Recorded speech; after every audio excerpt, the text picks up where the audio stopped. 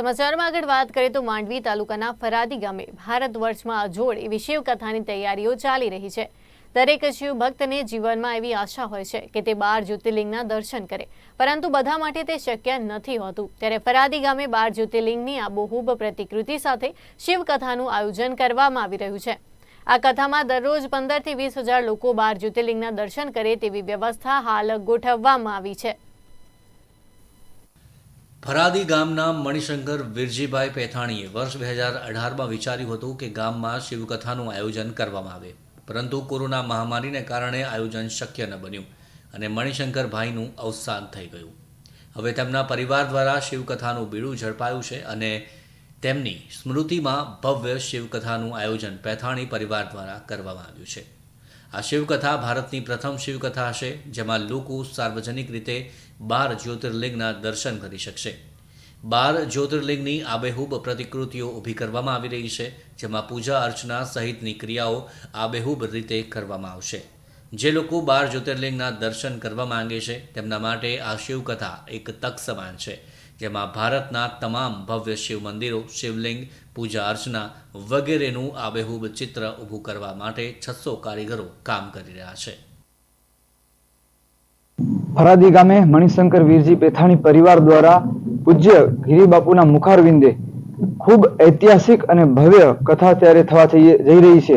ત્યારે એનું ખાસ એક આકર્ષણનું મુખ્ય કેન્દ્ર એ છે કે સંભવિત ભારતમાં સૌ પ્રથમ વખત અને કચ્છ ગુજરાતમાં તો ખાસ 12 જ્યોતિર્લિંગના મંદિરોની આબેહૂબ પ્રતિકૃતિના દર્શન એક જ જગ્યાએ ફરાદી ગામે જ્યારે થશે, સાથે બદ્રીનાથ મંદિરનો પણ આબેહૂબ પ્રતિકૃતિ બનાવવામાં આવી છે।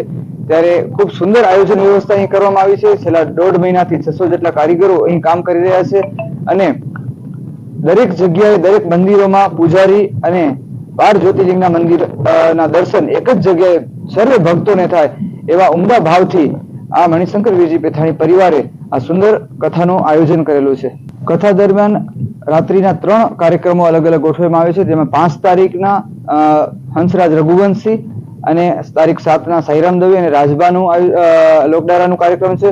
તારીખ 9ના કીર્તનદાનભાઈ ગઢવી, માયાભાઈ આહિર અને નિલેશ ગઢવી અને પિયુષ મહારાજનો લોકડારાનું કાર્યક્રમ રાખવામાં આવ્યું છે। એવી રીતના 3 લોકડારાના અલગ અલગ કાર્યક્રમો રાખવામાં આવ્યા છે। આ મહાશિવકથામાં 12 જ્યોતિર્લિંગના મંદિરોની આબેહૂબ પ્રતિકૃતિઓ તૈયાર કરવા માટે 600 કારીગરોને કામે લગાડવામાં આવ્યા છે। મંદિરોની આબેહૂબ પ્રતિકૃતિઓ તૈયાર કરતી કારીગરોની ટીમ મુંબઈથી આવી છે, સાથે જ અન્ય રાજ્યોના કારીગરો પૂરી નિષ્ઠાથી કામ કરી રહ્યા છે। કચ્છનું વાતાવરણ અને અહીંના લોકોની સદ્ભાવના કારીગરોને ખૂબ જ અનુકૂળ આવે છે। લોખંડનું ફેબ્રિકેશન, થર્મોકોલ, ફાઇબર વગેરેનો ઉપયોગ કરીને 12 જ્યોતિર્લિંગની આબેહૂબ પ્રતિકૃતિઓ તૈયાર કરવા માટે છેલ્લા 1 મહિનાથી કારીગરો ફરાદી ગામે રોકાયા છે।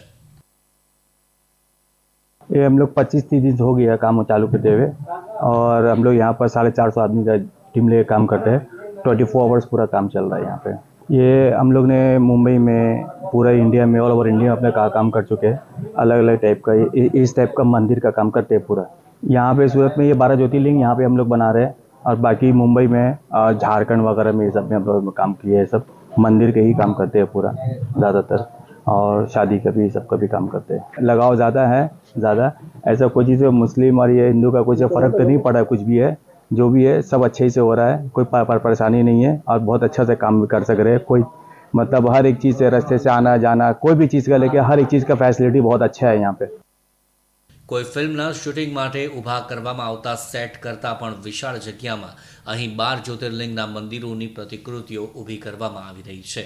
આગામી 4 થી 10 માર્ચ સુધી ફરાદી ગામે કથા યોજાશે, જેમાં બદ્રીનાથ અને કેદારનાથની નીચેથી વ્યાસપીઠ પરથી પ્રખ્યાત શિવ કથાકાર ગિરિબાપુ શિવ મહિમાનું રસપાન કરાવશે। દરરોજ હજારો લોકો આ મહાશિવકથામાં ઉમટી પડવાની શક્યતા હોવાથી ગામમાં સ્વયંસેવકો તમામ સ્તરે વ્યવસ્થા ગોઠવવામાં વ્યસ્ત બન્યા છે। પરેશ રાજગોર, નિર્માણ ન્યૂઝ, કચ્છ।